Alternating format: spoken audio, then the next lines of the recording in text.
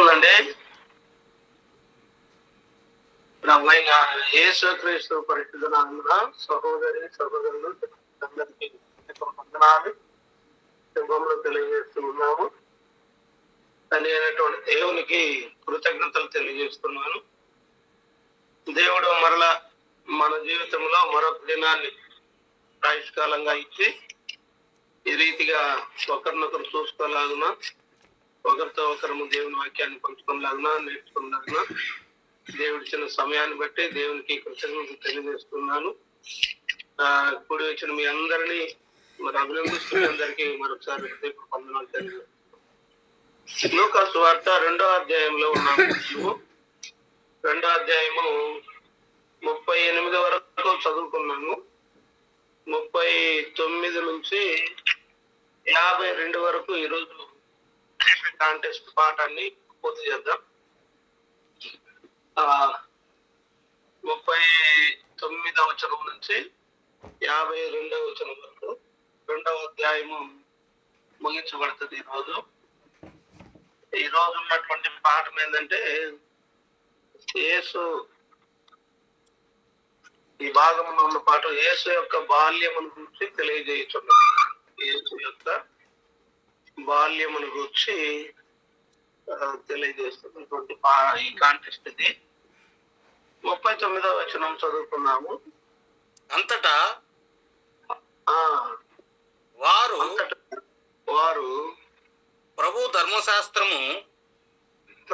ధర్మశాస్త్రం చొప్పున సమస్తము తీర్చిన పిమ్మట గలిలయలోని నజరేతును తమ ఊరికి తిరిగి వెళ్ళిరి. చూడండి, నజరేతును తమ ఊరికి తిరిగి వెళ్ళిరి అంటే వాళ్ళు ఒక చోటకు వచ్చారు, యెరూషలేంకి వచ్చారు. దేవాలయం యెరూషలేంలో ఉంది. యేసుక్రీస్తు తల్లిదండ్రులు యేసుక్రీస్తును తీసుకొని దేవాలయంలోనికి వచ్చారు. ఆ విషయాలు ముందు భాగంలో మనం చదువుకున్నాం. దేవాలయానికి రావాలి కంపల్సరీ ప్రతి ఒక్కరు. ఎక్కడుందంటే యెరూషలేంలో ఉంది దేవాలయం, సొలొమోను చేత కట్టబడినటువంటి దేవాలయం.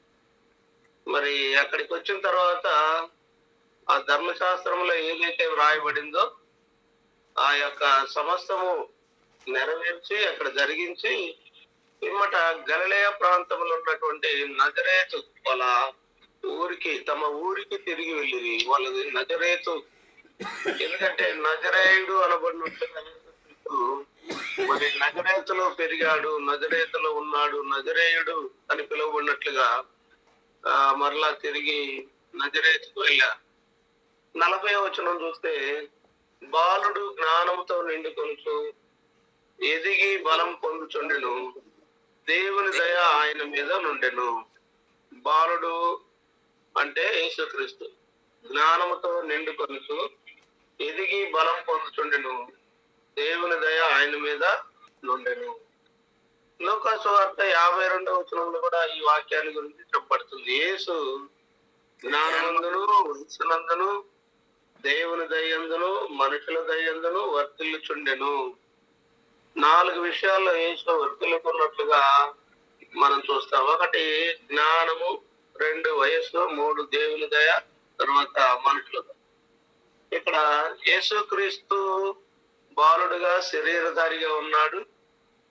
మరి దేవుని దయ ఆయనకు అవసరమైనది కాబట్టి ఈ 4 విషయాలు వర్ధిల్లుతున్నట్లుగా 52వ వచనంలో చూస్తాం. లూకా సువార్త 40వ వచనం, 40వ వచనం. 41వ వచనం, పస్కా పండుగప్పుడు ఆయన తల్లిదండ్రులు ఏటేటా యెరూషలేమునకు వెలుచుండువారు. పస్కా పండుగప్పుడు, పస్కా పండుగ అనేది పాత నిబంధనలో చెప్పబడినటువంటి పండుగ.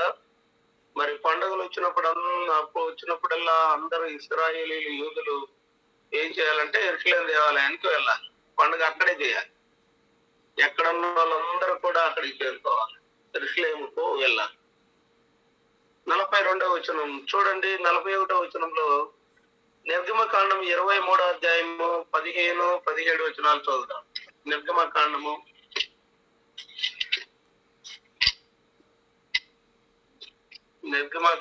23వ అధ్యాయము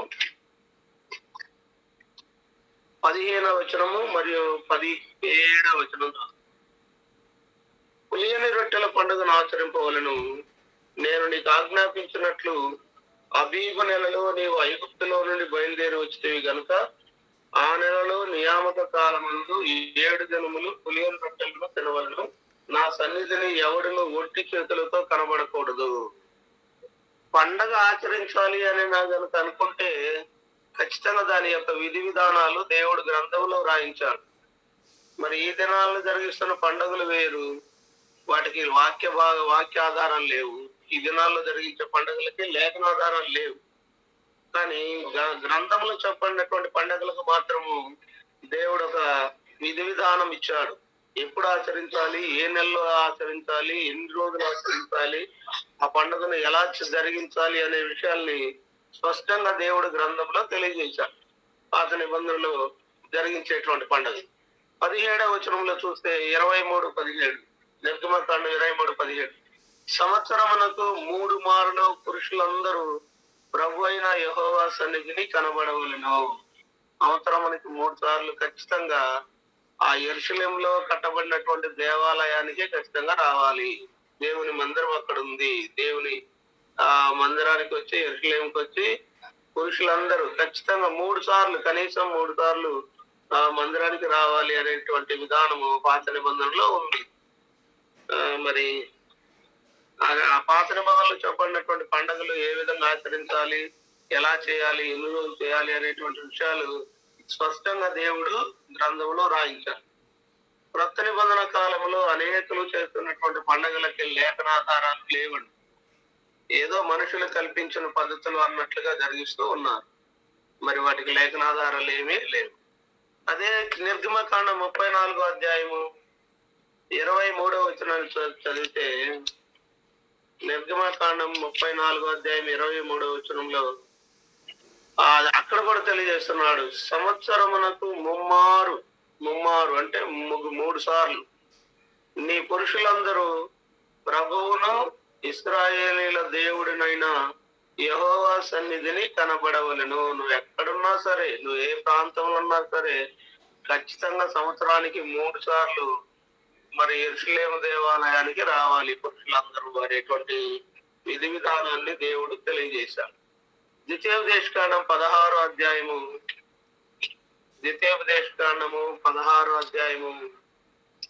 1వ వచనం చదువుదామండి.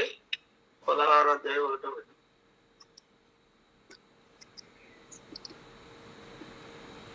అబీబు నెలను ఆచరించి నీ దేవుడైన యెహోవాకు పస్కా పండుగ జరిగింపవలెను. ఏలయనగా అబీబు నెలలో రాత్రి వేళ నీ దేవుడైన యెహోవా ఐగుప్తులో నుండి నిన్ను రప్పించను. ఎందుకంటే ఐగుప్తులో నుండి ఇశ్రాయేలును విడిపించిన దానికి గుర్తుగా మరి పస్కా పండుగ ఆచరించాలనేటువంటి విధానాన్ని దేవుడు ఇశ్రాయేలుకు తెలియజేశాడు. అబీబు నెలలో పస్కా పండుగ ఆచరించాలి అనేటువంటి విషయాన్ని. మరి ఇక్కడ కూడా పస్కా పండుగప్పుడు లోకాసు వార్త 2:41 పస్కా పండుగప్పుడు ఆయన తల్లిదండ్రులు ఏటేటా యెరూషలేమునకు వెలుచుండువారు. ఎక్కడున్నా సరే, నజరేతులో ఉన్నా, బెత్లెహేములో ఉన్నా, గలిలయ ప్రాంతం ఎక్కడున్నా సరే ఖచ్చితంగా యెరూషలేముకు వెళ్ళాలనేటువంటి నియమ నిబంధనలు ఉన్నాయి. 42వ వచనం అండి, లూకా 2:42. ఆయన 12 ఏండ్ల వాడై ఉన్నప్పుడు ఆ పండుగను ఆచరించటకై వాడుక చొప్పున వారు యెరూషలేమునకు వెళ్ళిరి.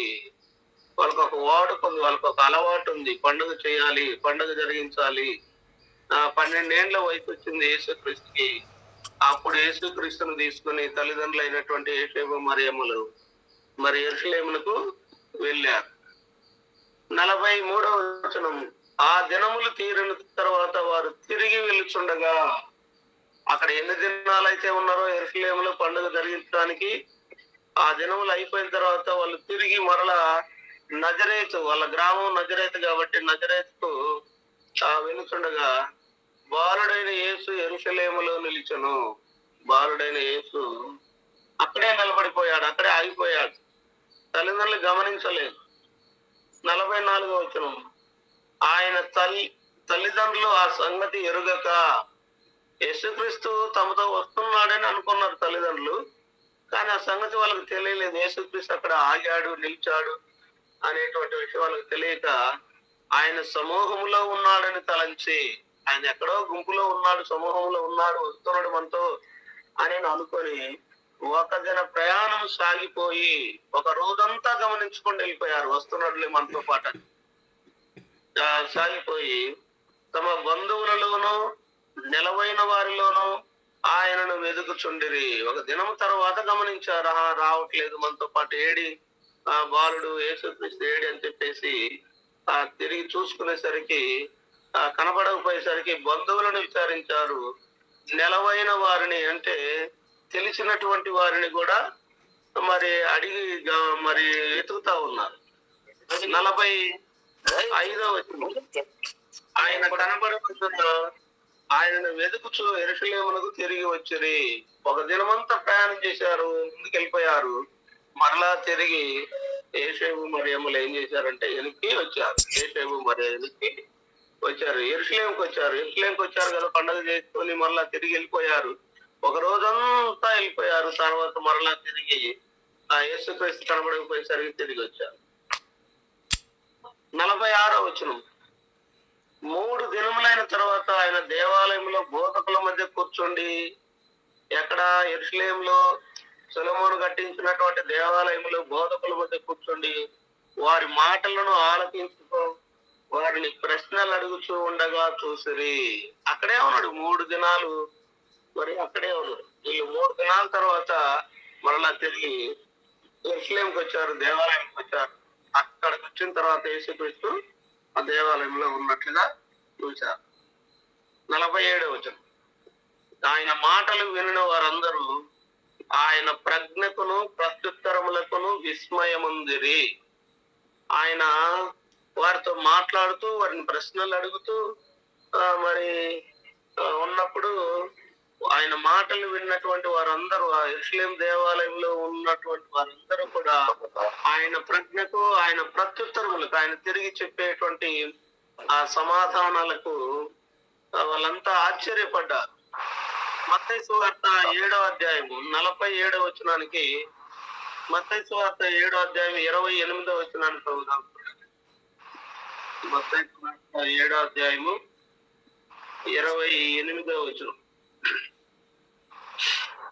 యేసు ఈ మాటలు చెప్పి ముగించినప్పుడు జన సమూహములు ఆయన బోధకు ఆశ్చర్యపడుచుండిరి అనేటువంటి విషయాన్ని మనం యేసు మాటలు చెప్పి ముగించినప్పుడు అక్కడ 7వ అధ్యాయం వరకు మత్తయి సువార్త మనం ఏమంటామంటే కొండ మీద ప్రసంగం అంటాం. 5వ అధ్యాయం నుంచి 7వ అధ్యాయం వరకు కొండ మీద ప్రసంగిస్తూ ఉన్నాడు యేసుక్రీస్తు. ఆ యొక్క మాటలన్నీ విన్న జన సమూహము ఆయన బోధకు ఏమైపోయిందంటే ఆశ్చర్యపడ్డారు మరి ఆయన బోధించిన బోధకు. ఇక్కడ కూడా లోకాసు వార్తలో కూడా ఆయన 12 ఏళ్ల వయసులో ఆయన మాట్లాడిన మాటలకు, ఆయన ఇచ్చిన ప్రత్యుత్తరముకు ప్రజలందరూ విస్మయం పొందారు, ఆశ్చర్యపోయారు అనేటువంటి విషయాన్ని చూస్తున్నాం. మార్కు సువార్త 1వ అధ్యాయం 22వ వచనాన్ని గమనిస్తే, మార్కు సువార్త 1వ అధ్యాయం 22వ వచనం చూద్దాము. ఆయన శాస్త్రుల వలె గాక అధికారం గలవారి వలె వారికి బోధించను గనుక వారు ఆయన బోధకు ఆశ్చర్యపడిరి అనేటువంటి మాట చూస్తారు. కపెర్నహూములోనికి వెళ్ళారు. అక్కడ విశ్రాంతి దినమున సమాజ మందిరంలో యేసుక్రీస్తు బోధించినప్పుడు బోధించినప్పుడు ఆయన బోధించిన బోధన వారు విని ఆశ్చర్యపడ్డారంట. మరి ఆయన చిన్న వయసులోనే అద్భుతమైనటువంటి విధానంలో తండ్రి యొక్క రాజ్యమును ప్రకటిస్తూ ఉన్నప్పుడు జనులందరూ ఆశ్చర్యపడినట్లుగా మనం చూస్తాం. యోహాను సువార్త 7వ అధ్యాయము 15వ వచనాన్ని చదివితే, యోహాను సువార్త 7వ అధ్యాయము 15వ వచనం.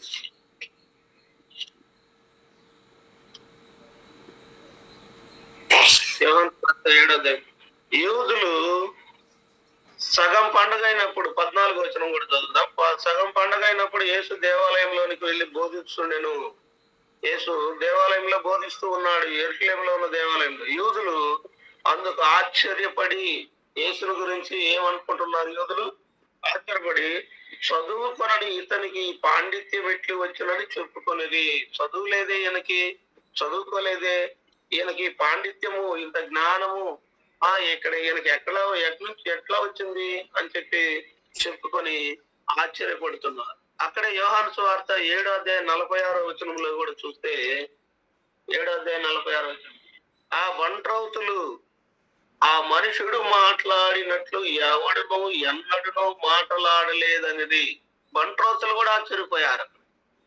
యేసుక్రీస్తు దగ్గరికి వచ్చినటువంటి బంట్రోతులు ప్రధాన యాజకులు ఎందుకు, పరిచయులు ఎందుకు వచ్చినప్పుడు వారు ఎందుకు మీరు ఆయనను తీసుకొని రాలేదని అడుగ్గా, మరి ప్రధాన యాజకులు వాళ్ళని అడుగుతా బంట్రోతులను అడిగితే బంట్రోతులు చెప్తా ఉన్నారు, అయ్యా ఆ మనుషుడు మాట్లాడినట్లు ఎవడును ఎన్నడును మేము మాట్లాడలేదు, ఆయన బోధకు ఆయన మాటలకు మేము ఆశ్చర్యపోయామని చెప్పేసి బంట్రోతులు ప్రధాన యాజకుల దగ్గరికి పోయి సమాధానం చెప్తా ఉన్నారు, పరిచయుల దగ్గర పోయి సమాధానం చెప్తా ఉన్నారు.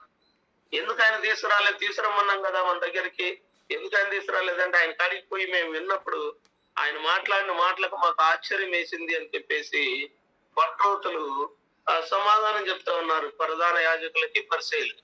అంటే ఆయన మాట అంత మహత్వం కలిగినటువంటి మాటగా మరి వాళ్ళు కూడా గమనించినట్లు మనం చూస్తాం. లూకా సువార్త 2:48 ఆయన తల్లిదండ్రులు ఆయనను చూసి మిక్కిలి ఆశ్చర్యపడిరి. 48 తల్లిదండ్రులు తిరిగి వచ్చారు. ఒక దూరం ఒక దినం అంతా ప్రయాణం చేసి మరలా కనపడకపోయేసరికి యేసుక్రీస్తు యెరూషలేముకి వచ్చారు. యెరూషలేములో దేవాలయంలో ఉండి ఆయన వారితో బోధకులతో మాట్లాడుతూ ఉన్నప్పుడు వచ్చి మిక్కిలి ఆశ్చర్యపడ్డారు ఆయన చూసి. ఆ దేవాలయంలో కూర్చొని ఆయన మాట్లాడుతూ ఉంటే ఆయన తల్లి ఇంకా మాట్లాడుతోంది. 48 ఆయన తల్లి, కుమారుడా మమ్మల్ని ఎందుకు ఇలాగ చేస్తేవి? ఇదిగో నీ తండ్రియు నేనును దుఃఖపడుచు నిన్ను వెదుగుచుంటిమని ఆయనతో చెప్పగా, కుమారుడా ఎందుకు ఇలా చేశావు? మేము వస్తున్నామని చెప్పేసి మేము వెళ్తూ ఉంటే నువ్వు రాకుండా ఇక్కడే ఆగిపోయావు, ఎందుకు ఇలా చేశావు? మేము ఎంతో బాధపడుతున్నాము, దుఃఖపడుతున్నాము నీ విషయమై అని చెప్పేసి వాళ్ళు యేసుక్రీస్తు మాట్లాడారు. 49 అందుకు ఆయన యేసుక్రీస్తు అన్నాడు, మీరేలా నన్ను వెతుకుచుంటిరి? మీరు ఎందుకు నన్ను వెతుకుచున్నారు? వాస్తవంగా తల్లిదండ్రులు పిల్లల్ని వెతుకుతారు కదా తక్కువైనప్పుడు. మరి ఆయన అంటూ ఉన్నాడు, నన్ను ఎందుకు వెతుకుతుంటే? నేను నా తండ్రి పనుల మీద ఉండవలనని మీరు ఎరుగురా. ఏంది ఆశ్చర్యం వేసింది విషయం. తండ్రిని నేను కదా, తల్లిదండ్రులు మేం కదా, మరి ఈయనేంది ఈ విధంగా మాట్లాడుతున్నాడు? నా తండ్రి పనుల మీద ఉంటానంటున్నాడు ఆయన చెప్పేసి ఆయన అనేసరికి అని వారితో చెప్పాను. 49 యోహాను సువార్త 2:16 చూస్తే అక్కడ ఒక మాట తెలియజేస్తా ఉన్నాడు. యోహాను సువార్త 2:16 యోహాను సువార్త 2:16 ఏమని రాయబడిందంటే, పావురములు అమ్మువారితో వీటిని ఇక్కడ నుండి తీసుకొని పోండి, నా తండ్రి ఇల్లు వ్యాపారపు ఇల్లుగా చేయకూడని చెప్పాను. ఏది ఇక్కడ యేసుక్రీస్తు ఏమంటున్నాడు? నా తండ్రి ఇల్లు అంటున్నాడు. దేవాలయ మందిరాన్ని, యెరూషలేములో ఉన్నటువంటి మందిరాన్ని యేసుక్రీస్తు వారు ఏమంటున్నారంటే నా తండ్రి ఇల్లు అంటే మందిరాన్ని గురించినటువంటి అక్కర ఎంత కలిగి ఉన్నాడో ఆయన మనకు అర్థమవుతుంది. అక్కడ కూడా పస్కా పండుగ వచ్చింది. పస్కా పండుగకు యేసుక్రీస్తు దేవాలయానికి వెళ్ళాడు. అక్కడ దేవాలయంలో ఎడ్లను, గొర్రెలను, పావురములను వ్యాపారం చేస్తా ఉన్నారు. అవన్నిటిని చెల్లాచెదురు చేసి యేసుక్రీస్తు వారికి రోషం వచ్చింది, కోపం వచ్చింది. ఆయన ఏమంటున్నాడంటే, వాటన్నిటిని ఇక్కడ నుంచి తీసుకుని పోండి, నా తండ్రి ఇల్లు అంటే ఆయనకు అక్కర కలిగి ఉన్నాడు. తండ్రి యొక్క రాజ్యం మీద, సంఘం మీద, మందిరం మీద అక్కర కలిగి ఉన్నాడు అనే విషయాన్ని ఇక్కడ తెలియజేస్తున్నాడు. ఆయన తండ్రి ఎవరు అని అంటే పరలోకమందు ఉన్నటువంటి దేవుడు అనే విషయాన్ని మనకు అర్థమవుతా ఉంది. లూకా సువార్త 2:49 ఆయన మీరేలా నన్ను వెతుకుతుంటే నేను నా తండ్రి పనుల మీద ఉండవలనని మీరు ఎరుగురా. అది చూడండి, దేవాలయం పాడు చేస్తుంటే, దేవాలయంలో వ్యాపారం చేస్తుంటే అక్కడ నుండి వాళ్ళందరిని తోలివేశాడు. అవన్నీ తండ్రి పనులుగా భావిస్తూ ఉన్నాడు యేసుక్రీస్తు వారు అని వారితో చెప్పాను. 50వ వచనము, అయితే ఆయన తమతో చెప్పిన మాట వారు గ్రహింపలేదు. ఏంది ఈ విషయము, ఈ విధంగా మాట్లాడుతున్నాడు, నా తండ్రి పని అంటున్నాడు, నా తండ్రి ఇల్లు అంటున్నాడు అని చెప్పేసి వారికి కొంత అయోమయ పరిస్థితి ఏర్పడింది. తల్లిదండ్రులైనటువంటి యోసేపు మరియమ్మలకి అయోమయ పరిస్థితి వచ్చింది. నా తండ్రి ఇల్లు అంటున్నాడు, నా తండ్రి పనులు అంటున్నాడు అని చెప్పేసి వాళ్ళు కొంత గందరగోళానికి గురైనట్లుగా మనం చూస్తూ ఉన్నాం. 51వ వచనంలో, అంతటా ఆయన వారితో కూడా బయలుదేరి, ఈ సంభాషణ జరిగిన తర్వాత యేసుక్రీస్తు వారు తల్లిదండ్రులైన యోసేపు మరియలతో బయలుదేరి నజరేతునకు వచ్చి వారికి లోబడి ఉండెను. వారికి లోబడి ఉండెను. తల్లిదండ్రులు వచ్చారు వెనక్కి, మరలా ఆయన పిలుచుకొని పోయారు. ఆయన మరలా తిరిగి వాళ్ళతో పాటు వెళ్ళి వారికి లోబడి ఉండినట్లుగా మనము చూస్తూ ఉన్నాం. 50వ వచనానికి చూస్తే లూకాసు వార్త 9వ అధ్యాయము 45వ వచనాన్ని చదువుదాం. చూడండి, 50వ వచనానికి 9వ అధ్యాయము 45వ వచనం. అయితే వారు ఆయన మాట గ్రహింపకున్నట్లు అది వారికి మరుగు చేయబడిన గనుక వారు దానిని తెలుసుకొనలేదు. మరియు ఆ మాటను గురించి వారు ఆయనను అడుగా వేరచిరి. తల్లిదండ్రులు కూడా నా తండ్రి పనుల మీద ఉన్నానంటున్నాడు ఏంటి అని చెప్పేసి ఆయన మాట్లాడినప్పుడు వాళ్ళు, ఏ తండ్రి, ఏంది నువ్వు మాట్లాడని చెప్పేసి ఆయన అడగటానికి కొంచెం భయపడరు. యేసుక్రీస్తు తల్లిదండ్రులైన భూ సంబంధమైన తల్లిదండ్రులుగా ఉన్నటువంటి యోసేపు మరియమ్మలు అడగటానికి వెరచిరంటే భయపడినారు అని చూస్తున్నా. లూకాసు వార్త 18వ అధ్యాయం 34వ వచనంలో చూస్తే, లూకాసు వార్త 18వ అధ్యాయం 34వ వచనం, వారు ఈ మాటలలో ఒకటైనను గ్రహింపలేదు. ఈ సంగతి వారికి మరుగు చేయబడిన గనుక ఆయన చెప్పిన సంగతులు వారికి బోధపడలేదు. చూడండి, అక్కడ మనం చూస్తే ఆయన అన్ని జనులకు అప్పగింపబడును.